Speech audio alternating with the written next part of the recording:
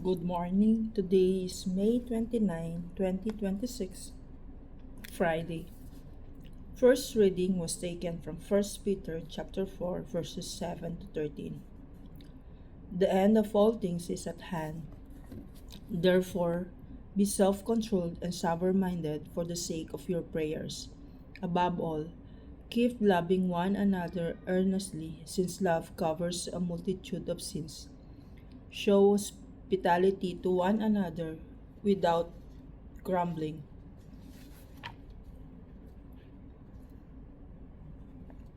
As each has received a gift, use it to serve one another.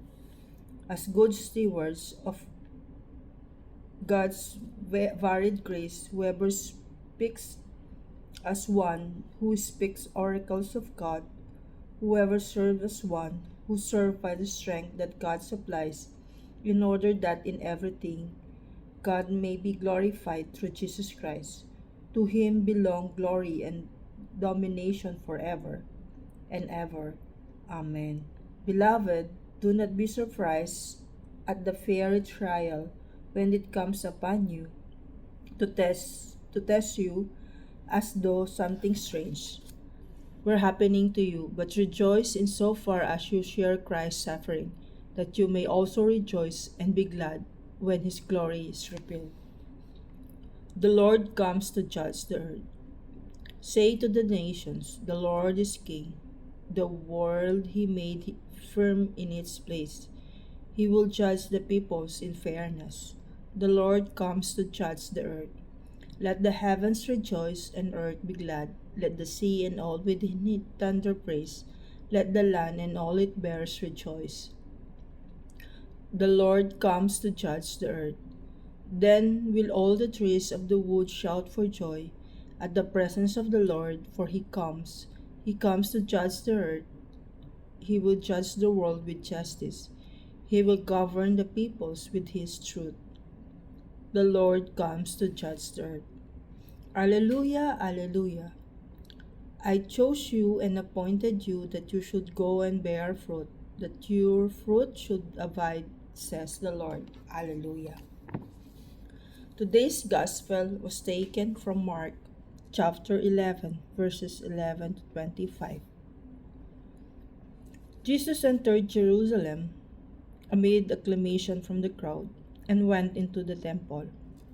And when he looked around at everything, as it was already late, he went out to Bethany with the 12. On the following day, when they came from Bethany, he was hungry.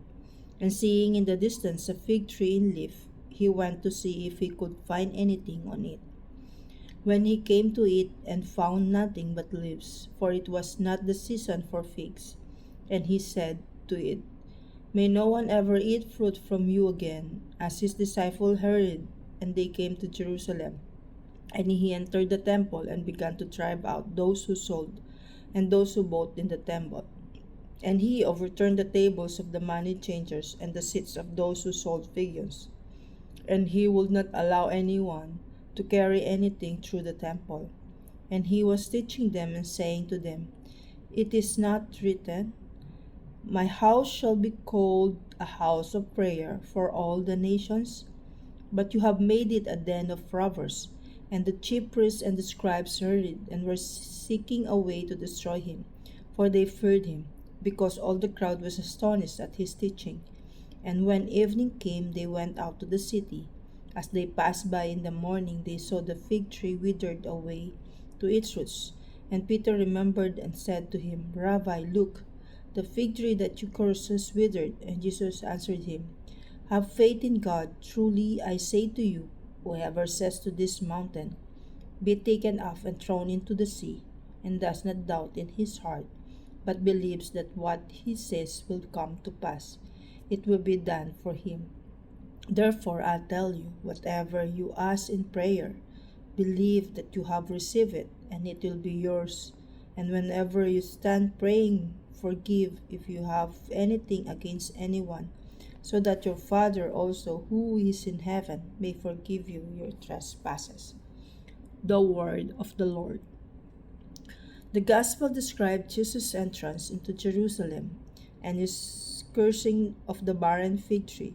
After entering the city in triumph, Jesus inspects the temple and later curses a fig tree for not bearing fruit, a symbolic act of denouncing spiritual barrenness.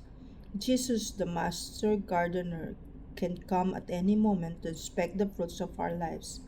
As his disciples, we have no excuses of barrenness. May we tend the garden of our souls with diligence, cultivating love, kindness, and compassion. Good morning and have a blessed day.